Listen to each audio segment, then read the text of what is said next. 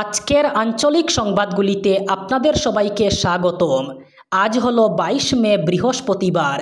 আজকের সকালের গুরুত্বপূর্ণ খবরগুলি হলো, এবার সিআইএসএফের অধীনে বেশ কয়েকটি শূন্য পদে চাকরির বিজ্ঞপ্তি জারি, উচ্চ মাধ্যমিক পাশে আবেদন, সম্পূর্ণ বিস্তারিত থাকবে প্রতিবেদনে। নাগরিকপঞ্জিতে নাম থাকলেই এফটির ঘোষণা বাতিল হয় না, হাইকোর্টের রায় বহাল রাখল সুপ্রিম কোর্ট। আসন্ন বড়োল্যান্ড টেরিটোরিয়াল রিজিয়ন অথবা বিটিআর নির্বাচনে এককভাবে লড়াই করবে বিজেপি, ঘোষণা মুখ্যমন্ত্রীর। অরুণোদয় তালিকা থেকে বাতিল নাম, ক্ষুব্ধ ভৈরবপুরের গ্রামবাসীরা, মুখ্যমন্ত্রীর হস্তক্ষেপের দাবি।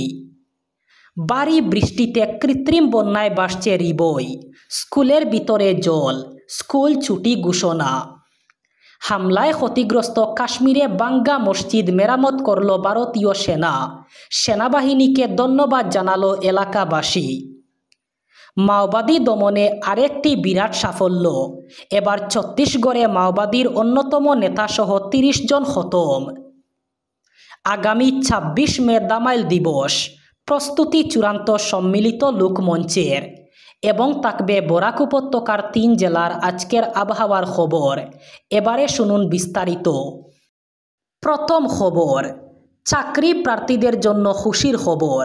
কেন্দ্রীয় সরকারের আধা সেনাবাহিনী সেন্ট্রাল ইন্ডাস্ট্রিয়াল সিকিউরিটি ফোর্স অথবা সিআইএসএফের অধীনে কর্মী নিয়োগের বিজ্ঞপ্তি প্রকাশিত হয়েছে। চাকরি প্রার্থীরা উচ্চ মাধ্যমিক পাস যোগ্যতা থেকেই আবেদন জানাতে পারবেন। এর পাশাপাশি সম্পূর্ণ অনলাইন মাধ্যমে যোগ্য চাকরি প্রার্থীরা আগামী 6 জুন পর্যন্ত আবেদন করতে পারবেন। চাকরি প্রার্থীদের জন্য পদের নাম, শূন্য পদের বিবরণ, শিক্ষাগত যোগ্যতা এবং আবেদনের অন্যান্য যোগ্যতা, নিয়োগ পদ্ধতি ও আবেদন পদ্ধতি সংক্রান্ত তথ্যগুলো ভালোভাবে জেনে নেওয়া অত্যন্ত গুরুত্বপূর্ণ। এই তথ্যগুলো সিআইএসএফের অফিসিয়াল ওয়েবসাইটে দেওয়া রয়েছে।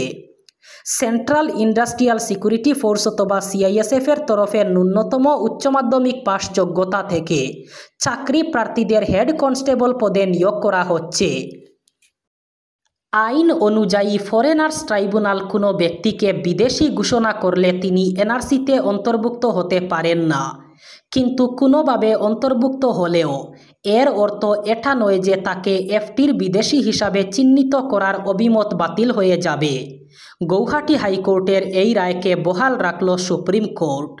ফলে এফটির অভিমতে অসন্তুষ্ট রফিকুল হকের দেশের শীর্ষ আদালতে দ্বারস্থ হয়েও প্রতিকার মিলল না। তার বিরুদ্ধে বিদেশি মামলার সূত্রপাত শিবসাগরের সীমান্ত পুলিশ শাখার এক প্রাথমিক রিপোর্টের ভিত্তিতে।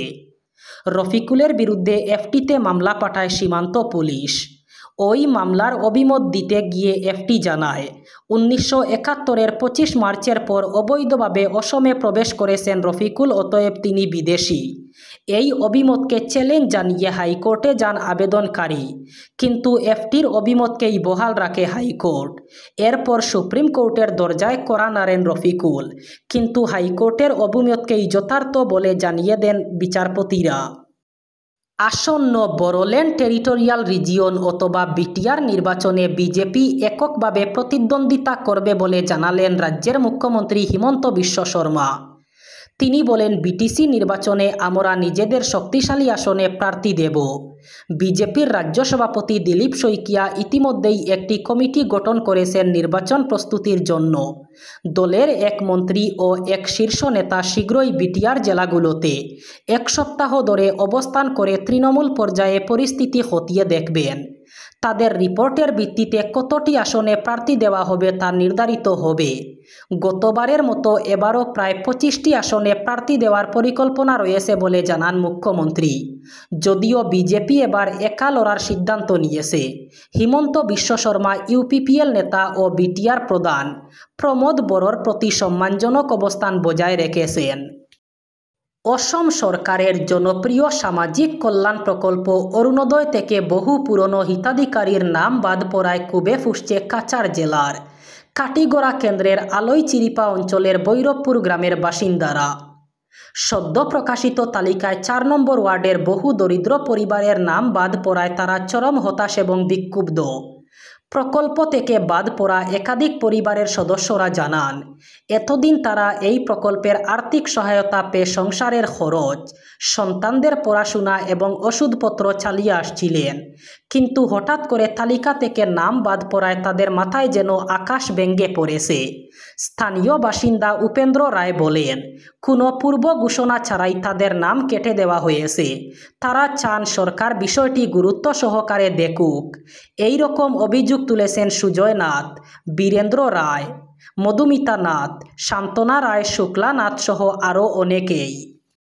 মঙ্গলবার রাতের ভারী এবং অবিরাম বৃষ্টির কারণে রিবইয়ের বিভিন্ন অঞ্চলে এবং বারৈনিহাটের আশেপাশে কৃত্রিম বন্যা। বৃষ্টির জল আবাসিক এলাকায় বাড়ি এবং স্কুলে প্রবেশ করেছে। রাস্তা সম্পূর্ণ ডুবে গিয়েছে এবং চলাচল প্রায় অসম্ভব হয়ে পড়েছে। বারৈনিহাটের সেন্ট জুড হায়ার সেকেন্ডারি স্কুলকে ছুটি ঘোষণা করতে বাধ্য করা হয়েছে। কারণ বন্যার জল শুধু স্কুলের প্রাঙ্গণই পূর্ণ করেনি, বরং শ্রেণীকক্ষে প্রবেশ করেছে। এই ধরনের কৃত্রিম বন্যা গ্রামের জন্য নতুন নয়, কারণ আগের বছরগুলোতেও এরকম ঘটনার পুনরাবৃত্তি হয়েছে। পরিস্থিতি বাসিন্দাদের জন্য উল্লেখযোগ্য অসুবিধা সৃষ্টি করছে, যাদের অনেকেই কাজের জন্য বা দৈনন্দিন কার্যক্রম সম্পাদনের জন্য বাড়ি থেকে বের হতে পারছেন না। নিয়ন্ত্রণ পাকিস্তানের গোলায় ক্ষতিগ্রস্ত হয়েছিল কাশ্মীরের এক মসজিদ। এলাকার একমাত্র সেই উপাসনাস্থল মেরামত করে গ্রামবাসীকে উপহার দিল ভারতীয় সেনা। মসজিদ সারাইয়ে সেনাবাহিনীর উদ্যোগের সেই ছবি প্রকাশ্যে এসেছে বুধবার। জানা গিয়েছে, এই ঘটনা জম্মু ও কাশ্মীরের ছুটাগাঁও মহল্লার ইকবট গ্রামের। গত 7 মে পহেলগাঁও জঙ্গি হামলার জবাবে অপারেশন সিঁদুর শুরু করে ভারত। সেই হামলায় গুড়িয়ে দেওয়া হয় পাকিস্তান ও পাক অধিকৃত কাশ্মীরে জঙ্গিদের আঁতুঘর। এর পাল্টা জবাবে ধর্মীয় স্থান এবং সাধারণ মানুষকে লক্ষ্য করে হামলা চালায় পাক সেনা। নিয়ন্ত্রণ রেখায় শুরু হয় ভারী গোলাগুলি। পাকিস্তানের হামলার চেয়ে ব্যাপকভাবে ক্ষতিগ্রস্ত হয় ইকবট গ্রামের ওই মসজিদ। মসজিদের ছাদ, বিশেষ করে ছাদে লাগানো লোহার শিট, সৌরবিদ্যুৎ উৎপাদনকারী সোলার প্লেট, মসজিদের ভিতরে প্রার্থনাস্থল ক্ষতিগ্রস্ত হয়। ওই এলাকার একমাত্র উপাসনাস্থল এই মসজিদ ধ্বংস হওয়ায় সমস্যায় পড়েন এলাকাবাসী। গোটা বিষয়টি জানতে পেরে তৎপর হয়ে সেনাবাহিনী, সাহায্যের আশ্বাস দেওয়া হয়। সেই মতো ওই মসজিদ সারাই করে এলাকাবাসীর ব্যবহারের উপযোগী করে তুলে সেনাবাহিনী। মাওবাদী দমনে বিরাট সাফল্য, ছত্তিশগড়ে খতম 30 মাওবাদী। নিরাপত্তা বাহিনীর সঙ্গে মাওবাদীদের জোর লড়াই হয়। এরপরই এই 30 জন মাওবাদীর মৃত্যু হয়েছে বলে খবর। মৃতদের মধ্যে মাওবাদীদের অন্যতম নেতা নালাম্বা কেশব রাও ওরফে বাসবরাজ মৃত্যু হয়েছে বলেই খবর।